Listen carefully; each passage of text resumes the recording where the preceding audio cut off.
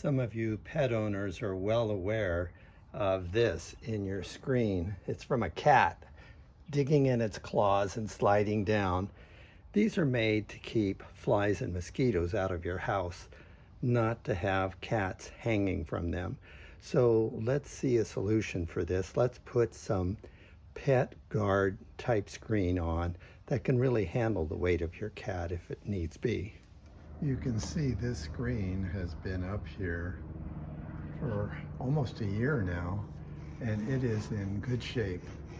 Cats will jump up here when they see hummingbirds go by, and it does the job. Withstands claws, pest resistant screening, and you can see this is tough stuff, really thick, and a pet can actually hang on this.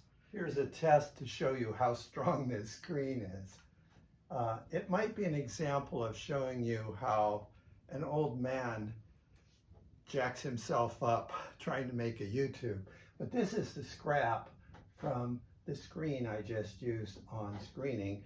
And you can see, I'm not going to do this very long, but I can hold my weight on this screen and it does not rip. It is fiberglass and it is tough.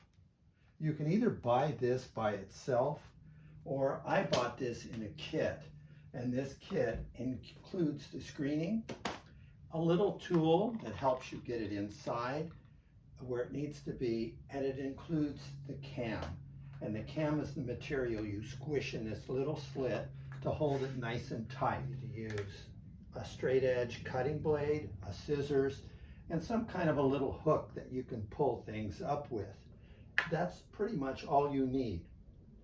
What's very important, if you buy this outside of buying the kit, we're getting a much thicker type of screening, but we're shoving it into the same slit that's made for the thin gauge screen. And the problem with that is the cam that you get is nice and fat and works good on this thin gauge. But when you're putting a thicker material into the same slot, you have to get cam, and it comes in this kit, and the cam is a smaller diameter. Let me show you. I'll come up close to the camera lens, and you can see the difference here.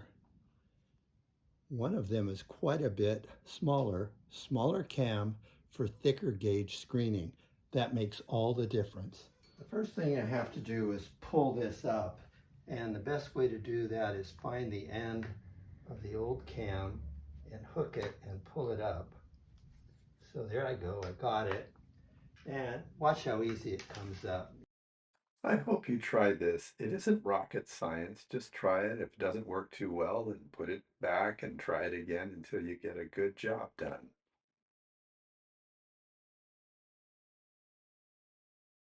They might put a little adhesive when they put this together commercially, but I'm going to hook a little bit of this and see if I can pull up a little bit of screen. And once I get this started, it's real easy. So I got to pull up a little bit of this stuff, and I'll push it from this side. Pretty soon, there it goes. It just comes right out of there. So after I have that done, I have my frame. I'm going to check to see if there's anything in the slot that might keep me from being able to put in the new material. This next part is the trickier part. I have this tool, and it has a solid side and a side that is hollow in the center. I prefer this hollow centered part. And what you do is now like pull out any wrinkles you might have, and this is the tough part. I'm going to set this down here and start right here. And then I'm going to take this hollow part of the wheel and shove this cam down into that groove. So I'm going to continue to pull any little wrinkles out that I can get out. And by pushing in the cam, it pulls some wrinkles out for you. Stretch the cam, hold it down, and then push it with this tool into that groove. And you can see how this is just pulling this tight. Now right here I've got a bubble, not good. I'll just pull it back a little bit and I'll pull that bubble out. again.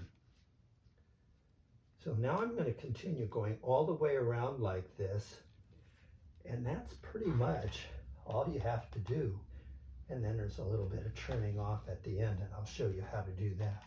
So I want to keep these bubbles out of there. I didn't cut the roll and just let it overhang, but I think when I do this razor cut, I'm going to take the scissors and come in here, and I'm going to leave about an inch, inch and a half of screen that I can pull on when I'm razor cutting it along the edge.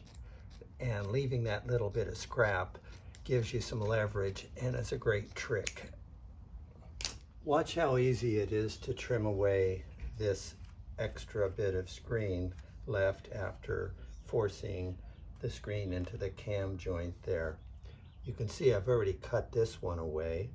I simply take the blade and slide it right in here, and then what I'm going to do is I'm going to hold the blade, and the edge of the screen, the metal part, is going to be my guide. So I'm going to begin holding it like this and then begin to just slide it. When you get that sweet spot, you're going to see what's going to happen here is I'm going to slide it. I'm using the metal and I'm pressing down on the back of the blade, which pulls the front of the blade slightly up, just enough to cut it. Now I'm being careful not to let the point of the blade get to the screen that I really want to keep. And you can see, look how clean that's coming off. So there's no straight edge used. The straight edge is the guide of the frame. So I'm just coming around here and just gently removing this, and see, right to the edge, and I'll just keep on going. And look at that, it looks perfect. Take this out of there, it looks perfect. Here's the old screen with some rips in it, and this is the new PET screen, and you can see this was done probably in about 10 minutes of time, pulling out the old cam and putting that in, pulling it nice and tight, and that's gonna protect my pets and keep the mosquitoes out at the same time. You can see now I have my inspector here, and this is, if he sees a bird or something, he's going to be hanging up here, but it doesn't matter anymore because this will support his full body weight without tearing. You can see there he is. He's testing it with his nails. No problem, no ripping, and just hang it in there. Thank you for the test run and the show for our camera. Thank you for watching.